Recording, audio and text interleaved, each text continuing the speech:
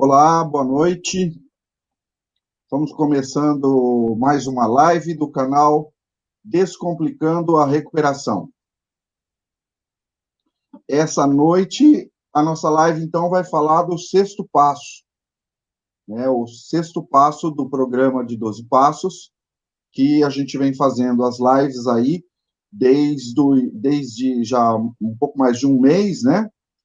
E nós já fizemos a live do primeiro passo, do segundo passo, do terceiro passo. Depois fizemos uma live de síntese, né, dos 3 primeiros passos. Fizemos depois a live do quarto passo, do quinto passo. E agora vamos fazer hoje à noite a live do sexto passo. O psicólogo Luiz Faustini vai apresentar, então, o sexto passo do programa de recuperação. Se você perdeu alguma das lives anteriores, todas elas estão gravadas nessa página do Facebook que você está assistindo essa live de hoje, né? Elas são gravadas todas as lives e depois, em breve, nós vamos fazer o canal do YouTube e elas também vão ficar lá no canal do YouTube. Tá ok? Já vou pedindo para vocês compartilharem essa publicação, divulgarem, para que mais pessoas possam ter acesso a essa mensagem de recuperação que nós estamos passando aqui através do canal. A gente teve um probleminha técnico aqui, o link da transmissão foi enviado para bastante gente, eu acho, tem bastante gente entrando aí, não. Mas eu foi um engano, né, que aconteceu aí. Acho que o Luiz mandou esse link para todo mundo, mas foi um engano, tá? Então, conforme o pessoal vai entrando aí, acho que por engano, achando que é o link da página, mas era o link da transmissão. O link da página é esse que eu vou colocar aqui agora, como um banner aqui.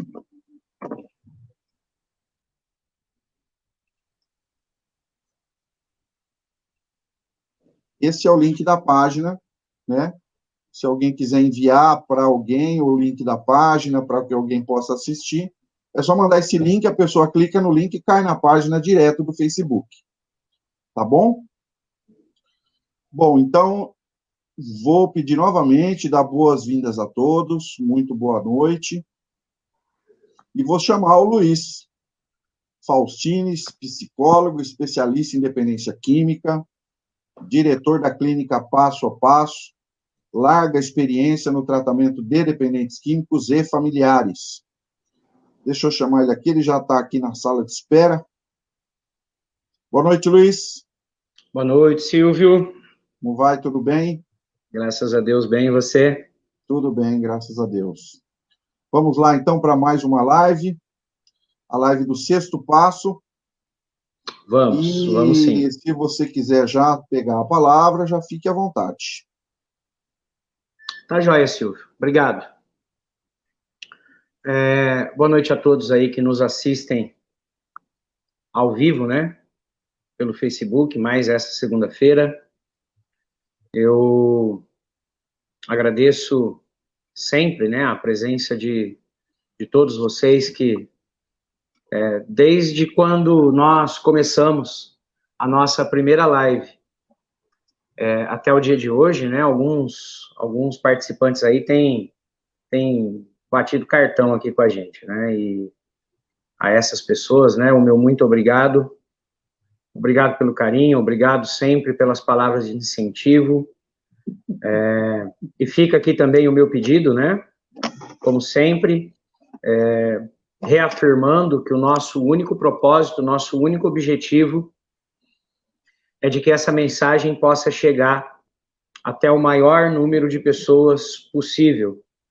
Então, se você tiver aí a disponibilidade, sinto muito pelo equívoco aí, acabei mandando o link errado aí para os meus grupos no WhatsApp, o pessoal está me procurando aqui, vou inclusive pedir para o Silvio corrigir esse equívoco para mim.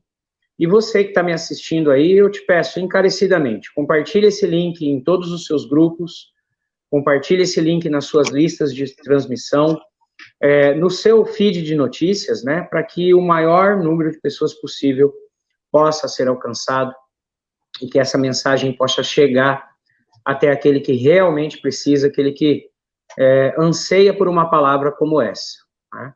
Como eu sempre gosto de dizer, a gente não está aqui para chover no molhado, para falar de coisas que outros já fizeram. Não, o nosso trabalho é uma produção de conteúdo. A gente vem toda segunda-feira aqui para produzir conteúdo, para levar um conteúdo acessível e de qualidade para você que confia no nosso trabalho e que toda segunda-feira tem buscado saber mais sobre esse assunto tão fascinante que é a dependência química. E como o Silvio já adiantou, o assunto de hoje é o 6º passo, né, dando continuidade, dando sequência ao programa com os passos que nós iniciamos. Chegamos hoje ao 6º passo, e um passo que diz assim: prontificamo-nos inteiramente a deixar que Deus removesse todos esses defeitos de caráter, né? Eu gosto sempre também de recapitular. Então, no passo 1, o sujeito, depois de muita luta, depois de muita dificuldade, no fundo do poço, ele finalmente admitiu que não tem o domínio da própria vida, ele reconhece que é totalmente impotente diante da adicção e que perdeu o controle da sua vida. No passo 2, o sujeito sem chão, por conta de ter admitido que perdeu o domínio da própria vida e que é impotente da adicção, ele começa a admitir a possibilidade que talvez possa existir um poder superior e que esse poder superior poderia devolvê-lo à sanidade. Com a concepção desse poder superior em mente, o sujeito toma a decisão, ele, por si mesmo, não é obrigado a fazer isso, ninguém está obrigando, não é uma autoridade, não é alguém que está obrigando ele a fazer isso, mas por decisão própria, ele toma a decisão de entregar a sua vida e as suas vontades aos cuidados de um poder superior da maneira como ele compreende. Depois disso, ele faz aquela ferramenta, aquele exercício de autoconhecimento, aquele exercício de autodescobrimento, né, para saber quem ele realmente é, que é o 4º passo. No 5º passo, ele retira as suas máscaras e começa a se revelar, inicialmente para outro ser humano, mas também para ele mesmo e também diante de Deus, quem ele é de verdade. E aí chegamos ao 6º passo, que eu já li o enunciado para vocês, que é o passo da prontificação. É o passo onde ficamos verdadeiramente prontos para a mudança, né? Mas que prontificação é essa, né? Do que esse passo efetivamente está falando, né? Esse passo ele está falando, assim como todos os outros, falando... Silvio, seu áudio está aberto, Silvio. Esse passo ele está falando sobre mudanças de comportamento, assim como todos os outros, né? O foco do programa de 12 passos é sempre o comportamento, porque o sujeito não é capaz, nenhum sujeito é capaz, não apenas o dependente químico, mas nenhum ser humano é capaz de dominar o tempo todo aquilo que ele pensa, dominar o tempo todo aquilo que ele sente. Como eu não tenho controle nenhum sobre aquilo que eu penso, como eu não tenho controle nenhum sobre aquilo que eu sinto, o foco, então, passa a ser o comportamento, que é, né, como eu já disse em programas anteriores, o grande causador de problemas, porque ninguém me julga por aquilo que eu sinto, ninguém me julga por aquilo que eu penso, as pessoas me julgam por aquilo que eu faço. É o que eu faço que efetivamente pode me trazer benefício ou malefício, pode me trazer alegria ou pode me trazer tristeza. Então, o nosso foco permanece no comportamento, tá? E existe muita dificuldade em se mudar comportamentos, né? Porque o ser humano, ele é um sujeito de hábitos, né? E por que ele é um sujeito de hábitos, simplesmente porque o cérebro se recusa a mudar. O cérebro é uma máquina muito eficiente, o cérebro é uma máquina inteligente, é uma máquina perfeita. E tudo que ele faz, ele tenta fazer da maneira mais eficiente, mais eficaz possível, e gastando sempre a menor quantidade de energia. E como é que ele consegue isso? Através da repetição. Através da repetição, tendo sempre à mão, né, tendo sempre acessível aquilo que ele está acostumado a fazer. Lá na live do primeiro passo eu também falei sobre isso. Nosso cérebro, ele trabalha por associação. Ele sempre busca uma maneira de resolver um novo problema baseado numa experiência antiga. Então, se um problema semelhante já foi resolvido de alguma maneira, o cérebro, ele vai tentar aplicar aquela mesma solução para problemas parecidos, né? E isso gera hábito nas pessoas, e hábitos são difíceis de mudar, né? O que eu vou dizer agora não são palavras minhas, né? Mas recentemente aí eu tive fazendo um curso e eu vi da boca do professor que ministrou esse curso o seguinte discurso, né? Que as pessoas, que os hábitos eles podem ser notados em nossas vidas em coisas simples que fazemos no dia a dia e que muitas vezes imaginamos que sempre fizemos essas coisas, né? Um sujeito que gosta de comer o feijão por cima ou por baixo do arroz, ele faz isso a sua vida toda. E dentro do estômago não faz a menor diferença se eu comi o arroz por cima do feijão ou o feijão por cima do arroz. Dentro do estômago não faz a menor não vai fazer a menor diferença, tá? Mas mesmo assim eu continuo fazendo e faço isso a vida toda. O banho, né? O banho, ele é um verdadeiro ritual. A vida toda eu tomei banho da mesma maneira, né? Eu ligo o chuveiro da mesma maneira, coloco a mão na água até que a água esteja numa temperatura agradável, adequada para mim, entro debaixo dessa água e tomo banho exatamente igual a minha vida toda, chegando até o ponto de acreditar que aquilo é natural meu, que eu faço aquilo, e na verdade não é isso, né? A verdade é que eu aprendi a fazer daquela maneira, e como eu disse, o meu cérebro, ele tenta fazer as coisas da maneira mais eficiente. Então, o que ele me induz a fazer? Me induz a fazer aquilo que eu sempre fiz, aquilo que eu estou acostumado a fazer, tá? Dentro desse curso que eu assisti, o professor falou o seguinte, falou que as pessoas dormem do mesmo lado da cama, mesmo quando dormem sozinhas, né? Eu fiquei um pouco até assustado, diga-se de passagem, né, por ver essas coisas todas em mim e conseguir compreender o poder que o hábito tem na vida das pessoas. O hábito é algo extremamente poderoso e difícil de ser mudado. Mas, se ele foi criado, ele também pode ser modificado, né? E é disso que trata o passo 6.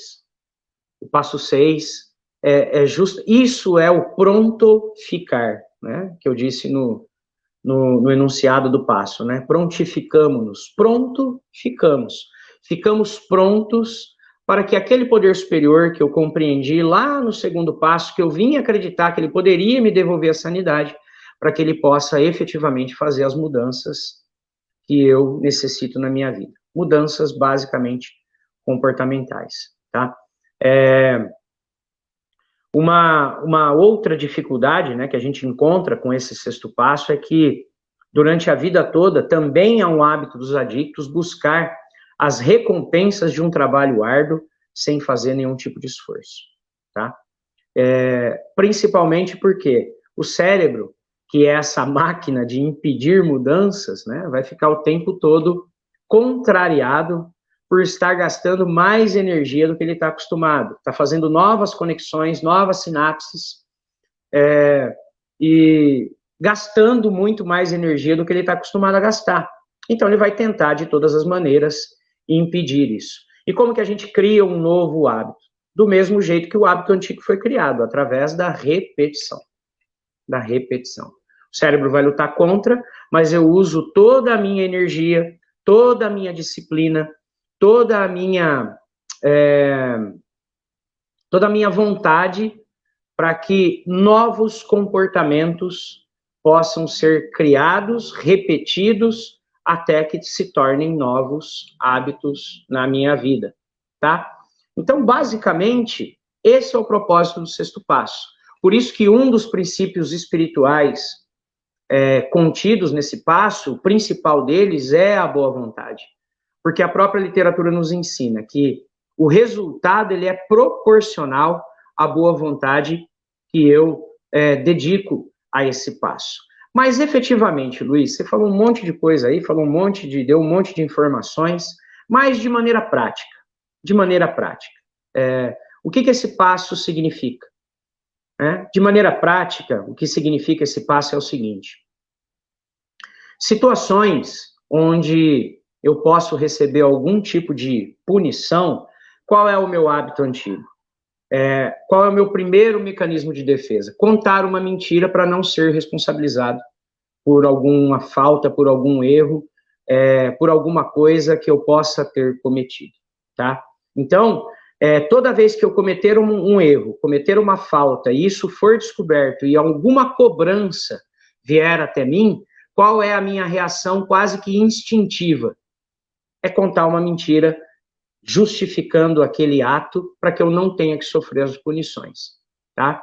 Onde que é a boa vontade que está contida nesse ponto? Onde que é nesse passo? Onde que a boa vontade entra? Né? Mesmo que eu receba uma punição, mesmo que eu tenha que reparar o dano, mesmo que eu tenha que sofrer uma consequência, eu vou assumir que a falta é minha, que o erro é meu e vou me responsabilizar por isso.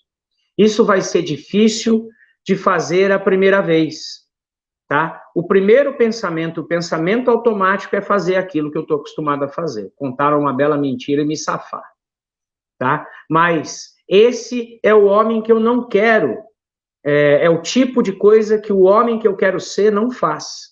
O homem que eu quero ser não é um mentiroso. O homem que eu quero ser não é um sujeito que foge das suas responsabilidades. O homem que eu quero ser não é um sujeito que se exime da culpa. O homem que eu quero ser é um homem íntegro, é um homem reto e é um homem que fala a verdade. Então eu vou agir como se eu já fosse esse homem que eu quero ser. E que atitude esse homem tomaria? Ele diria a verdade. Então é isso que eu vou fazer e digo a verdade, tá?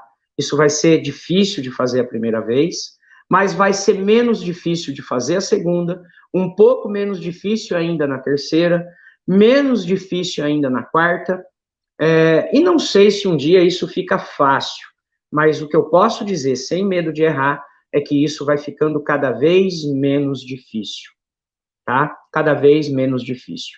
Provavelmente esse vai ser o seu novo hábito, depois de uma certa quantidade de repetições nessa atitude.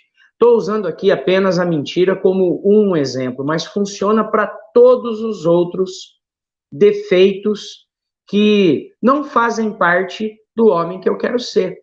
Se eu já tenho em mente o homem que eu quero ser, se o homem que eu quero ser ele é honesto, ele é um homem digno, ele é um homem reto, ele é um homem que fala a verdade, que paga suas contas, que é responsável, um homem que assume as suas responsabilidades, que entende que ele é uma engrenagem, parte de um todo muito maior, que ele tem responsabilidades para com a sua família, para com a sociedade, para com o seu empregador, para com os seus colegas de trabalho e também para consigo mesmo, né? Se eu tenho essa consciência, se eu já tenho definido na minha mente o tipo de homem que eu quero ser, então o sexto passo nada mais é que aplicar os comportamentos que o homem que eu quero ser usaria nas mais variadas situações da vida.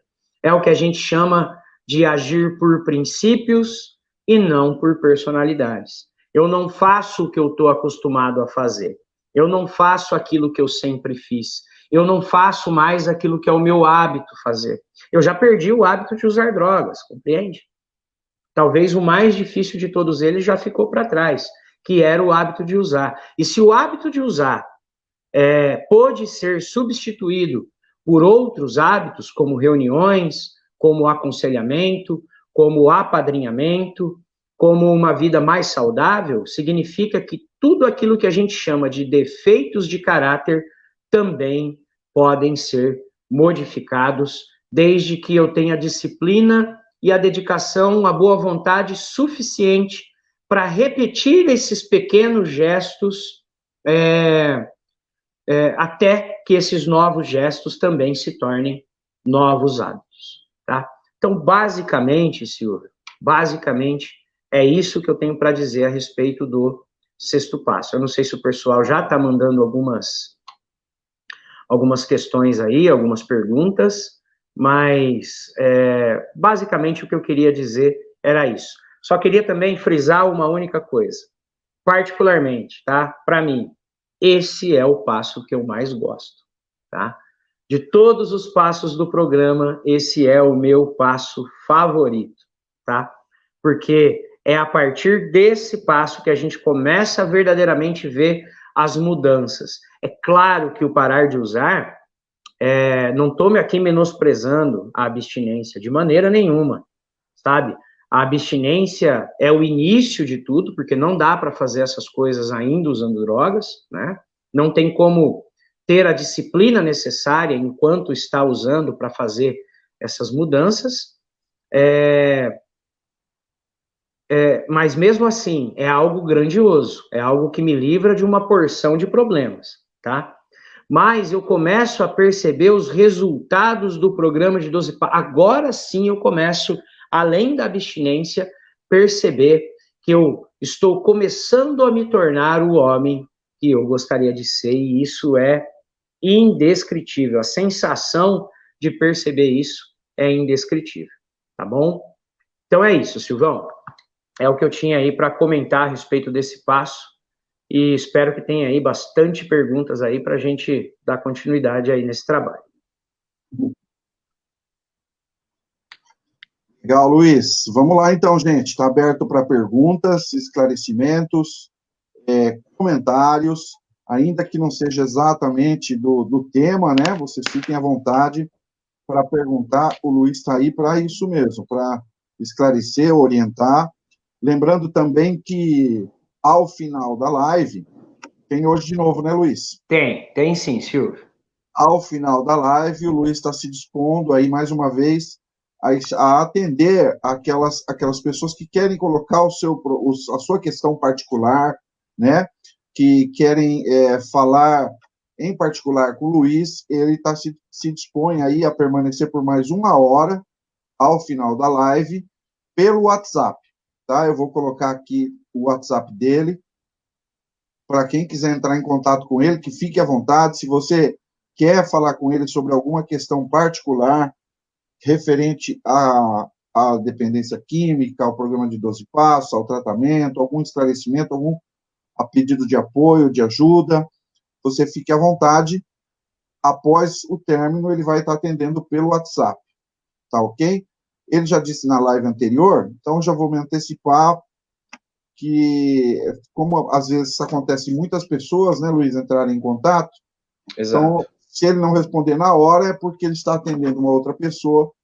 Então, você aguarde que todo chamado que for feito até 1 hora depois da live, né, a live termina às 10h30, então até 11h30, quem entrar em contato com ele responderá. Tá bom? É isso, né, Luiz? Isso mesmo, isso mesmo. Tá. Se a sua Luiz, mensagem chegar até às 23h30, pode ficar tranquilo que eu vou te responder ainda no mesmo dia, tá? Legal. Bom, gente, vamos lá então para as perguntas, né? Ainda não tem nenhuma pergunta aqui, Luiz. Eu vou fazer uma pergunta minha, então. Tá bom. Na verdade, 2. Vou aproveitar aí que o pessoal não... Está todo mundo já craque nos 12 passos, todo mundo está tirando 10 aí nos 12 passos, ninguém tem pergunta, então eu vou aproveitar. Luiz. Tá certo. Bom, antes, deixa eu pedir desculpas aí que durante a sua explanação eu deixei o áudio aberto aqui. Queria pedir desculpas aí para todos. e acabou, a minha esposa veio aqui para falar que estava feio o fundo aqui da aqui onde eu estou, né? Pediu para mudar e tal. Ela sempre com o carinho dela, né? Com o cuidado dela aí, ela tem ajudado bastante a gente. Sim. Faz as mídias, os vídeos, as artes, é tudo ela que faz isso daí de boa vontade também, né? Então, queria também mandar um beijo para ela, Simone. Beijão, muito obrigado pelo apoio. Obrigado, Mas por hora Simone. vai ficar esse fundo aqui mesmo. Depois da próxima, eu vejo como que eu mudo isso. Luiz, a pergunta é a seguinte: esse passo fala, portanto, de mudança, né? Fala Sim, de um início, de maneira mais concreta, num processo de mudança, na forma de ser, em comportamentos, né? E o que isso exatamente tem a ver com a manutenção da sobriedade?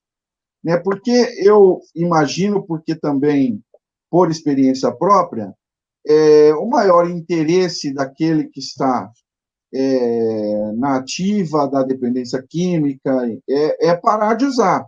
Né? Sempre vem essa ideia. O que eu sim, preciso é parar de usar.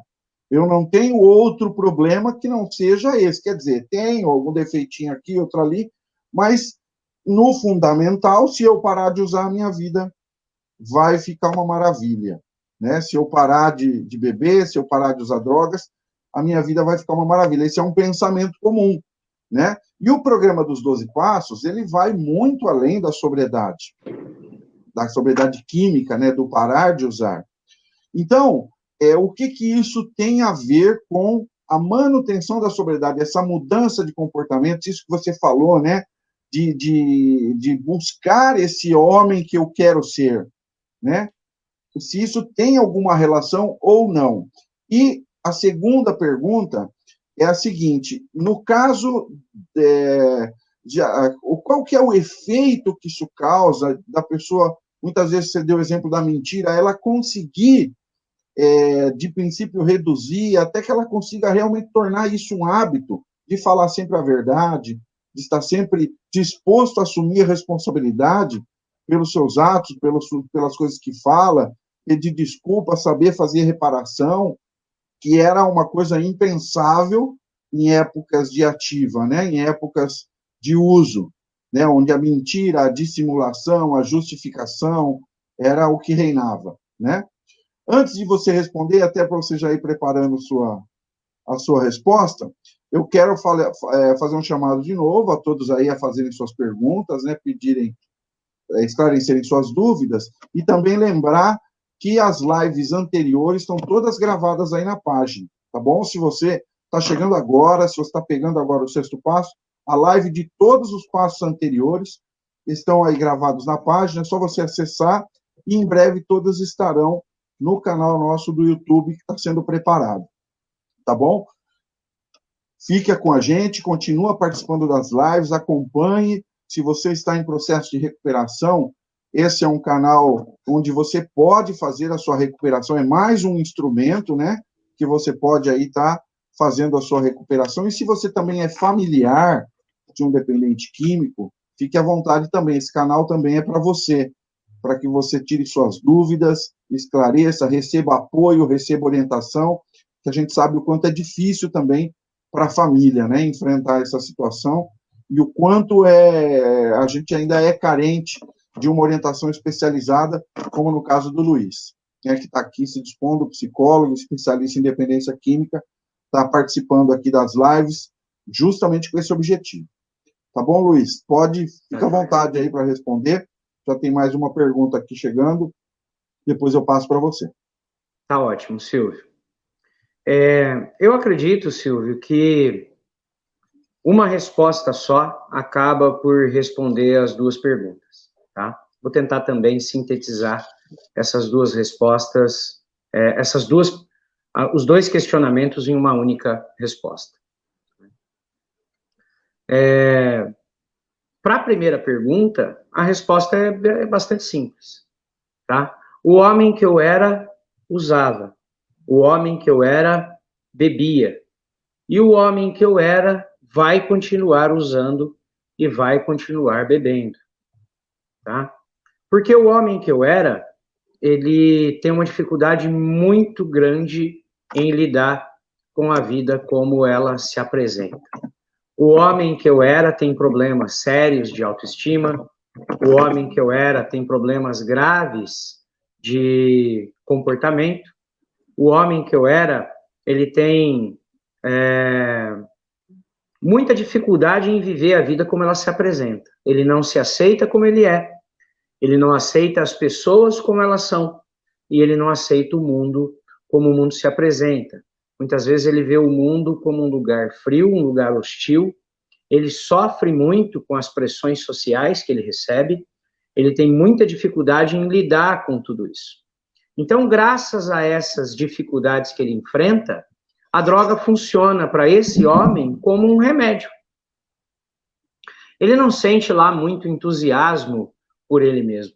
Embora culpar as pessoas à sua volta tenha se tornado uma arte na sua vida, quando ele encara o homem do espelho, ou quando ele encara o próprio travesseiro, ele sabe que ele atribuiu culpa a pessoas que não tinham culpa de nada e que, no final das contas, ele sabe que a responsabilidade é dele. Eu já disse isso numa live anterior. O dependente químico sabe que aquilo que ele está fazendo é errado, tá? Antes da admissão, antes da concepção de um poder superior, ele só não consegue frear, mas saber, ele sabe, ele tem consciência de que aquilo que ele está fazendo é errado. Então, o que resta para esse homem, que leva uma vida toda torta, que leva uma vida toda desregrada, praticando aí atos que a sociedade não aceita, que a sua família não aceita e que muitas vezes ele mesmo não aceita, porque esses atos vão contra, muitas vezes, os valores da própria pessoa, né? Nessa situação, o que cabe a essa pessoa, infelizmente, é usar drogas, tá? As drogas funcionam ali como o remédio que torna a vida tolerável, o remédio que torna a vida suportável, tá? Então, se esse sujeito continuar com esse comportamento, porque não foram as drogas que deixaram a vida do sujeito daquela maneira, tá? É justamente o contrário. O fato da vida estar daquela maneira é que empurra o sujeito para as drogas, tá? Por exemplo, o sujeito ele tá dentro do seu pacote de valores, dentro de tudo aquilo que ele acredita, ele tem lá a sua convicção. Mentir é errado. Então, se ele acha que mentir é errado, todas as vezes que ele mentir, ele vai depreciar a si próprio, porque ele não consegue admirar uma pessoa que mente, porque na concepção dele mentir é errado. Ele está incongruente, ele não está conseguindo alinhar aquilo que ele pensa, aquilo que ele quer, com aquilo que ele faz. E nessa incapacidade de alinhar, nessa incapacidade de estar coerente entre o que ele pensa, o que ele acredita com aquilo que ele faz, ele começa, não seria bem depreciar a palavra, né? Mas ele não consegue ter apreço por ele mesmo. Ele não consegue se amar efetivamente. É aquilo que eu disse, né? O sentimento que antecede o amor é a admiração. O sentimento que antecede o amor é o respeito. Então, se eu não sou capaz de me admirar, se eu não sou capaz de me respeitar, automaticamente eu sou incapaz de me amar. Então, por isso que a mudança de comportamento é necessária, não apenas para a mudança, para a manutenção, melhor dizendo, da sobriedade, tá? Mas também as consequências dessas novas práticas são muito melhores e não geram em mim autoaversão. Era essa palavra que eu queria lembrar. Não geram em mim autoaversão. Por quê? Porque a partir desse momento, dentro do sexto passo, agindo como se fosse, caminhando em direção ao homem que eu quero ser, eu estou em congruência. Aquilo que eu penso está congruente com aquilo que eu faço. Então, o resultado disso tudo é um bem-estar maior, é um jeito de viver modificado, que embora seja difícil, como eu disse, né, tem toda a questão do hábito para ser resolvida, mas eu começo a sentir bem-estar com essa nova situação, e isso é muito legal, isso é muito bacana. Sensacional, muito bom, Luiz. Eu acho que essa frase que você falou aí, ela é fantástica, né? A pessoa que eu era voltará a usar. E apesar da aparente contradição nos verbos aí, né, na conjugação, é isso mesmo, né? Ou seja, aquilo que a pessoa que eu era, a maneira como eu lidava com as situações, com a vida, o que eu pensava, se eu permanecer nisso, né, é quase que inevitável a volta ao uso, né? Porque se não houver uma mudança, isso vai ser muito difícil continuar vivendo a vida, né, com as mesmas, com o mesmo arsenal que eu tinha antes, né? Então, por isso que o programa dos 12 Passos é um programa completo nesse sentido, né? Ele age na mudança mesmo do comportamento, e essa mudança de comportamento, como você disse, né, vai, ao invés de gerar autoaversão, né, pelo que eu entendi, vai gerar, pelo contrário, uma autoadmiração, um autorrespeito por estar conseguindo fazer diferente, né? Acho que é bem isso, né, Luiz? Exatamente isso, Silvio. Exatamente isso. E o que é mais grotesco, perdão, e o que é mais grotesco, Silvio, é que todo mundo, não é segredo, né? Eu tô na área aí há 12 anos trabalhando com dependentes químicos. São 12 anos ininterruptos trabalhando junto a dependentes químicos que buscam a sua recuperação. E 100% deles chegam ao programa acreditando que o seu único problema são as drogas. Tá? E por que isso? Como eu disse, o cérebro está habituado a agir daquela maneira. Então, querendo ou não, ele não se sente desgastado por mentir como ele sempre mentiu, mesmo que ele já tenha parado de usar. Ele não se sente desgastado, pelo menos não de início, né? Ele está tão feliz porque parou de usar que ele não sente esse desgaste. Ele não se sente desgastado por estar manipulando, fazendo algo que ele fez a vida toda, mesmo estando sóbrio, tá? Pelo contrário, quando ele tenta modificar esses comportamentos, é que ele verdadeiramente começa a se sentir cansado, tá? E por que isso tudo? Porque mesmo o sistema, mesmo com um pacote de crenças que diz que essas coisas são erradas, o cérebro tá trabalhando de uma maneira tão confortável para fazer aquilo que ele sempre fazeu, que ele tem a ilusão de que aquilo é correto. Né? É o que a gente chama de consciência cauterizada. Né? Parece que botou um ferro quente ali e a consciência do sujeito para de acusar que aquilo, sabe, que aquilo ali é um comportamento inadequado. Ele passa a enxergar esse comportamento como um comportamento comum. Ele acha que todo mundo faz, que é isso mesmo, e o que precisa mudar são o seu sistema de crenças.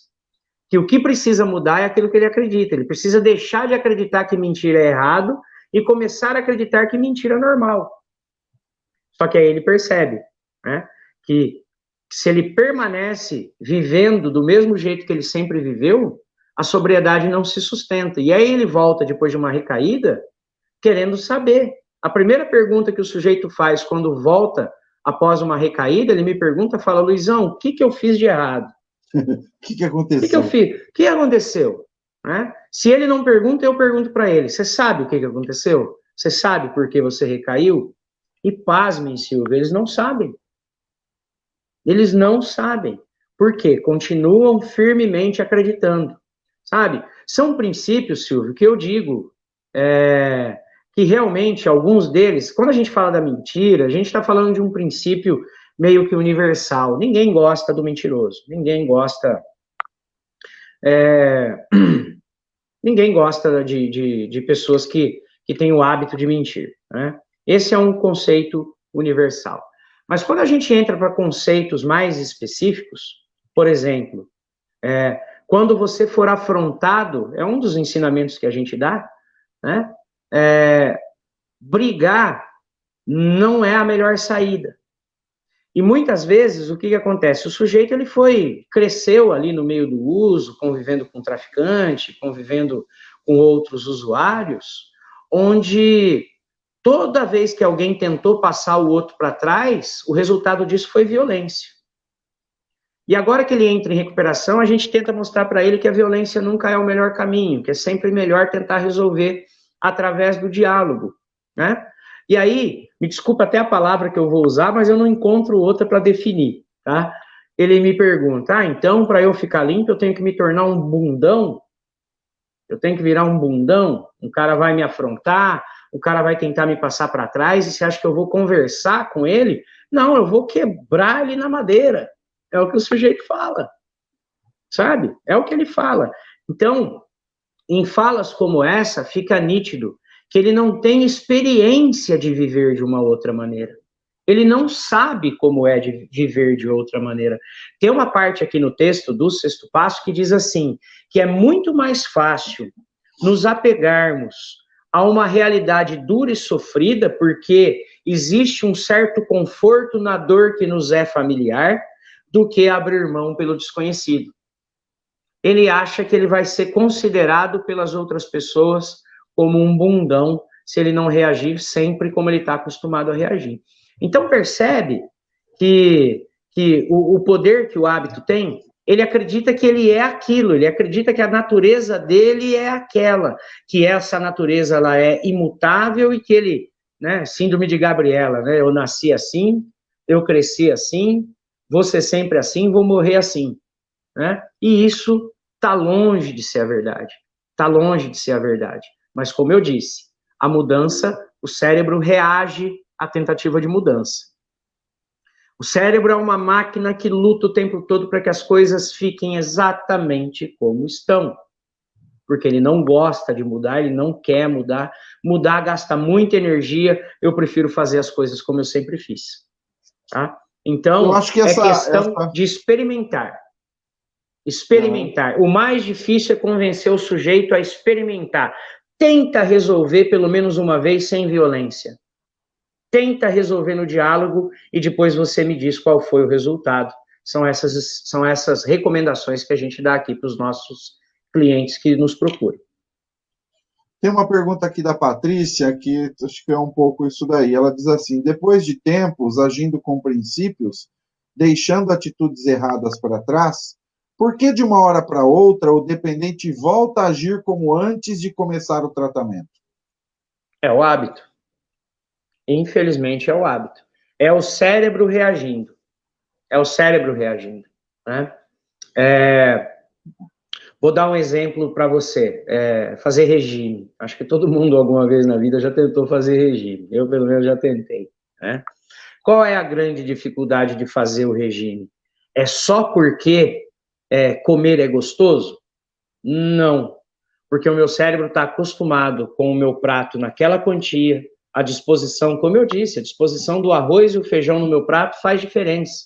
Parece que a comida não tem o mesmo sabor se colocar o feijão por cima do arroz. Porque eu sou um sujeito que estou acostumado a comer o arroz por cima do feijão. Sabe? Eu olho para o prato e o prato não me encanta. Porque o que eu estou acostumado é olhar para o prato e não ver o feijão, ver o arroz. E o arroz é branquinho, agrada mais os meus olhos. Para o sujeito que gosta do contrário disso, que tem uma preferência pela cor marrom, ele precisa olhar para o prato e ver o feijão aparecendo. Então, por isso é tão difícil fazer regime, tá? Não só pelo prazer de comer, não só porque comer é gostoso, mas porque comer aquela quantidade e sempre os mesmos alimentos que me fazem engordar, que danificam a minha saúde, é hábito. E hábitos são difíceis de mudar. Legal, tem uma palavra, um comentário aqui da Bruna, como estou me tratando em casa, vocês estão sendo o fator principal do tratamento, gratidão. Obrigado, Bruna, tamo junto. O Edson diz assim: Luiz, você disse que é preciso boa vontade para que este passo possa ser realmente colocado em prática. Gostaria que você falasse um pouco mais sobre o estar pronto. Como estarei pronto para colocar isso em prática? Ô, Edson, primeiro para a Bruna, né? A gratidão é toda minha, viu, Bruna? O nosso propósito é esse mesmo, tá? Para o Edson também, um grande abraço. Também para a Patrícia, viu, Patrícia? Um grande abraço aí, obrigado pela participação de vocês. O que me deixa pronto para essa situação são os 5 passos anteriores. É algo absolutamente natural, Edson. Depois de ter dado 5 passos, eu preciso dar o passo que está diante de mim. Então, se eu já reconheci que eu sou impotente diante da adicção, que a minha vida se tornou incontrolável, creio que um poder superior pode me devolver a sanidade, entreguei a minha vida e as minhas vontades aos cuidados desse poder superior, fiz o exercício de autoconhecimento e já me revelei como eu verdadeiramente sou, né? Parei de usar as minhas máscaras, então está na hora de agir rumo ao homem que eu quero ser. Está na hora de efetivamente modificar o meu comportamento. Doa quem doer, custe o que custar, o meu comportamento precisa ser modificado, eu preciso adquirir novos hábitos. Então, depois de ter feito 5 passos, não resta dúvida, qualquer pessoa que já fez até o 5º passo está absolutamente pronta para esse novo exercício de mudança. Legal, tem um comentário aqui da Lucinda. Esse cérebro foi modificado pelo consumo de drogas. Ele busca as oportunidades de uso. Daí a necessidade de uma reorganização cerebral. E isso é um processo que envolve a construção gradativa do compromisso do indivíduo. Se você quiser comentar, Luiz. Exato. Eu concordo com essa afirmação dela, né? Droga, a definição de droga da OMS é justamente essa, né? Qualquer substância exógena, né? Qualquer substância fora, que não é produzida pelo corpo, que ao ser colocada para dentro, né, altera o funcionamento de uma ou mais funções do próprio corpo. Então, é claro que o uso de substâncias altera o funcionamento cerebral, né? Só que o mais interessante é que quando o sujeito para de usar, essas alterações, elas não se revertem. Elas não se revertem, né? O compromisso que ela está afirmando é justamente, eu usei outras palavras para definir, mas é exatamente isso, né? É um compromisso que a gente trata como disciplina, né? Como correção, né? Autocorreção, porque qual é a grande dificuldade em estabelecer um novo comportamento? Porque esse novo comportamento ele só pode ser estabelecido pela própria pessoa, tá? Como eu disse na live do primeiro passo, né? Se eu sou impotente diante da minha própria adicção, quem dirá diante da adicção do outro? Então, a disciplina ela pode ser imposta, mas a disciplina que verdadeiramente vai funcionar é a autodisciplina. É essa que verdadeiramente traz o resultado que a gente tanto espera, né? Então, o sujeito realmente precisa estar muito compromissado, muito motivado.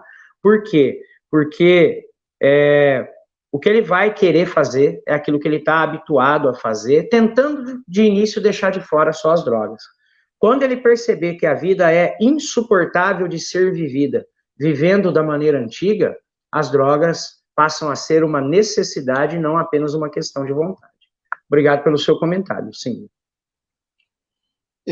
Aí tem uma pergunta do Rogério Eliezer. Luiz, como a questão do mimetismo atrapalha na evolução dos passos, em específico o 6º passo?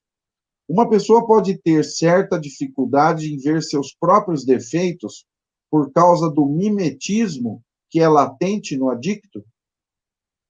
Nossa, Rogério, obrigado pela sua participação. Primeiro, eu gostaria de esclarecer o que é mimetismo, né? Mimetismo é aquela capacidade que o camaleão tem de se adaptar ao ambiente, tá? Ele tem uma capacidade de se adaptar ao ambiente. E isso está inerente, isso está não só latente, né? Isso está manifesto na vida do dependente químico, né? Isso faz parte da própria capacidade dele. Ele se adapta a qualquer ambiente para conseguir aquilo que ele quer, né? Quando a gente está falando de um ambiente de recuperação, o que acontece? Por que que eu recomendo a internação como o meio mais seguro de fazer o tratamento? Justamente porque, de uma certa maneira, o comportamento ele é parcialmente controlado dentro de uma comunidade, dentro de uma clínica, tá? Então, o grupo, aquele indivíduo que está chegando sozinho para se tratar, ele já pega um grupo em funcionamento, um grupo que normalmente já está agindo, que já está funcionando meio que sozinho, tá? Quando ele é inserido nesse grupo, ele vai usar o mimetismo para se incorporar a esse grupo. Então, ele vai fazer aquilo que todo mundo está fazendo, porque ele não quer estar fora do grupo. Só que, assim, como eu falei do hábito, basicamente todos os dependentes químicos têm o mesmo hábito. Então, dificilmente o grupo vai aceitar que um sujeito saia fora do padrão. E qual é o padrão de comportamento do dependente químico dentro de uma comunidade? Também é não querer mudar. Ele quer parar de usar, mas não quer modificar, não consegue estabelecer de início o link entre a mudança de comportamento e a abstinência prolongada. Tá? Então, o que acontece? É um fenômeno bem interessante de se observar. Quando um sujeito se destaca do grupo, a ficha dele cai, e ele percebe, puxa vida, se eu voltar a ser o mesmo sujeito, eu vou voltar a usar. Quando isso fica claro para ele, ele começa a tomar atitudes diferentes, o grupo reage. O grupo reage, surge ali todo um tipo de sarcasmo, um comportamento, muitas vezes ali uma certa piadinha, né? Ah lá, tá puxando o saco, tá querendo ser destaque, tá querendo ser colocam apelidos, né, chamam ele de senhor recuperação, porque esse tipo de comportamento, ele não mostra apenas o que o outro está fazendo, mostra o que eu não estou fazendo. Então, quer parar de fazer? Porque está todo mundo percebendo. Você fazendo, todo mundo percebe que eu não estou fazendo. Sabe? Então, a questão do mimetismo, ela se emprega tanto para o bem quanto para o mal. Tá? Tanto para o bem quanto para o mal. O mesmo mimetismo que vai fazer de início o dependente químico se adaptar ao grupo, fazendo aquilo que o grupo já está fazendo, esse mesmo mimetismo, muitas vezes, essa necessidade de estar integrado ao grupo, vai impedir ele de sair de um grupo que não quer mudar. Tá? Então, muitas vezes, para ele também é mais cômodo permanecer ali, junto com aquele grupo, todo mundo do jeito que está, né? Sem procurar nenhum tipo de mudança. Acho legal, que é isso. Não sei se eu consegui responder a sua pergunta, Rogério. Que você, quando vocês falam internação, você está se referindo à internação em comunidade terapêutica, né? Que é um ambiente onde esse tipo de troca e de relacionamento é possível, né? Porque uma internação no hospital psiquiátrico, isso dificilmente acontece, né? Até mesmo numa Exato. Comunidade involuntária, né? Onde as pessoas estão ali porque foram obrigadas, né? Também é mais difícil, né, que isso aconteça, né, Luiz? Exato. É um pouquinho mais difícil. No caso do hospital psiquiátrico, fisicamente impossível, né? Fisicamente mais complicado de fazer, né? Além do fato de terem vários tipos de transtornos dividindo o mesmo espaço, né? Então não são todos em busca do mesmo objetivo. Tem pessoas ali com objetivos absolutamente diferentes, né? E por razões diferentes. Na comunidade involuntária, o que eu pude perceber com a minha experiência de comunidade involuntária é que cria-se um certo espírito de competição que é absolutamente desfavorável para o aparecimento da recuperação no ambiente involuntário, tá? O ideal seria que existisse um ambiente de cooperação e não um ambiente de competição. Todo mundo sai ganhando quando o grupo coopera entre si, onde todos os indivíduos do grupo cooperam entre si, né? Tem uma teoria, tem um filme, né, que é Uma Mente Brilhante, né, e o sujeito, ele verifica justamente isso, né, dentro de um bar, né? Recomendo aí o filme, e principalmente essa cena do bar, onde ele desenvolve a sua teoria econômica, né? Mas que tinha tudo a ver com o convívio social ali, o momento que ele estava vivendo. É Que o uma melhor... história real, né? É uma história real Exatamente. de um matemático, inclusive faleceu há pouco tempo atrás. Exato. O Prêmio matemático ganhou o Nobel, prêmio Nobel. Prêmio Nobel de Economia, tá? Prêmio Nobel de Economia. É o John Nash. John Nash, o nome do Isso, sujeito. isso. E ele desenvolve essa teoria, porque a teoria vigente até então era a seguinte: que o melhor resultado possível para o grupo é quando todos fazem aquilo que é melhor para si mesmo. Essa era a teoria vigente até aquele momento. Na cena do bar, ele percebe que o melhor resultado para o grupo é quando todos fazem o que é melhor para si e para o grupo. Esse é o melhor resultado possível. É o resultado onde todos têm chance, uma chance maior de saírem ganhando. Quando todos fazem o que é melhor para si e também para o grupo. Contrariando a visão de egoísmo, passando por uma visão mais solidária de mundo. Tá? Esse sempre é o melhor resultado. E esse resultado ele é muito difícil de acontecer num ambiente involuntário. Né? Porque Você vê, uma das... Pode falar. O sujeito, muitas vezes, ele ainda não entendeu a necessidade dele. Muitas vezes, na internação voluntária, a maior parte das vezes, quem chegou no fundo do poço foi a família, não foi o sujeito. A família toma uma atitude drástica porque eles não aguentam mais. O sujeito ainda aguenta usar bastante. Né? Então, isso favorece o aparecimento da competição em detrimento da cooperação, e isso acaba dificultando mais ainda um processo que já é muito difícil, que é o processo de recuperação. Uhum. Os 12 Passos, né, ele foi criado e deu origem aí ao surgimento de... Nasceu quase junto, né, com os Alcoólicos Anônimos, e Sim. depois vieram os grupos de Alcoólicos Anônimos desenvolveram as 12 tradições, que foi uma ampliação e tem muito a ver com essa parte. Existe uma das tradições que é algo que, se aplicado à vida pessoal, acho que resolve um zilhão de problemas, já, Sim. de cara, que é A o primeira seguinte, tradição. que é aquela que fala: o bem-estar comum vem sempre em primeiro lugar. Então, se você aplicar isso daí, você está lá com o desejo de fazer algo, irritado por alguma coisa, indignado. Se você colocar isso naquele momento e seguir, bom, o que é melhor para o todo, né? Sem que eu me sinta massacrado, sem que eu me sinta anulado, me sinta... O que é melhor? Só seguir essa orientação, né? Já tem um pouco a ver com isso que você estava falando, né? Exato. Se a gente aplicar isso dentro da nossa própria casa, olha, mais da metade dos nossos problemas serão resolvidos. Com certeza. Luiz, estamos chegando no nosso horário, vou fazer uma última pergunta. Vou pedir desculpas aí àqueles que eu não consegui fazer as perguntas, tá? Mas tem aí mais uma hora para você falar com o Luiz e fazer a sua pergunta, pedir o seu Ô, Silvio, esclarecimento. eu também queria fazer um meia-culpa aqui. O pessoal, olha, mas choveu mensagem aqui de gente que não conseguiu entrar. Tá? Eu mandei o link Meu Deus. errado, gente. Por favor, a hora que você estiver vendo isso no programa gravado, você me perdoe, querido. Quem mandou o link errado fui Acontece, eu. Foi minha culpa. acontece. Vamos lá, última pergunta, então, Luiz, da Patrícia. Se uma pessoa compreende que está errando, por que é tão difícil mudar? É possível que a pessoa possa continuar errando apenas para justificar o uso? Ou então sua irresponsabilidade perante a vida? Pois mudar é adquirir responsabilidade sobre seus atos. Sim, Com você, sim, Luiz, se você já quiser também, respondendo a pergunta, fazer suas considerações finais, fique à vontade, tá? sim. Já deu o nosso horário aqui. Tá joia, Silvio.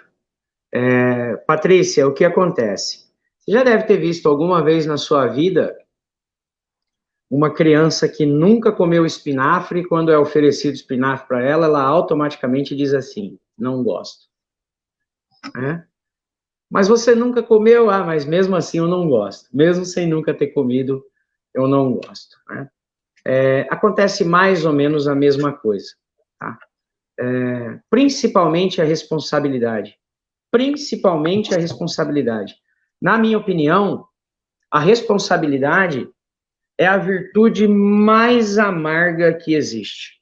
É a mais amarga de todas e é a virtude que sustenta todas as outras, né? Ao mesmo passo que ela é a que sustenta todas as outras, ela é a mais difícil de praticar, né? Vou te dar um exemplo, um pensamento comum, não só entre adictos, tá? Eu não nasci psicólogo, então já trabalhei em muitas empresas com grandes números de funcionário, e algo que é muito comum de se ouvir nas empresas, principalmente em dia de pagamento, com quem tem uma certa intimidade um com o outro, é claro, né? Que ninguém sai dizendo essas coisas aí à torta e à direita para quem não conhece. Mas quando a gente tem ali uma certa proximidade, uma certa intimidade, é comum a gente ouvir dizer, né? Recebi tanto aqui de pagamento. Se eu pagar todo mundo que eu devo, eu vou ficar duro. E aí não vou nem poder comer uma pizza com o dinheiro do meu pagamento. Não, então alguém vai ficar sem receber para que eu possa manter R$ 100 na minha carteira. Observando isso de fora, de uma maneira crua, sem levar em conta quem o indivíduo é, observando apenas o fato, né, me parece ser um fato de irresponsabilidade. Irresponsável, né?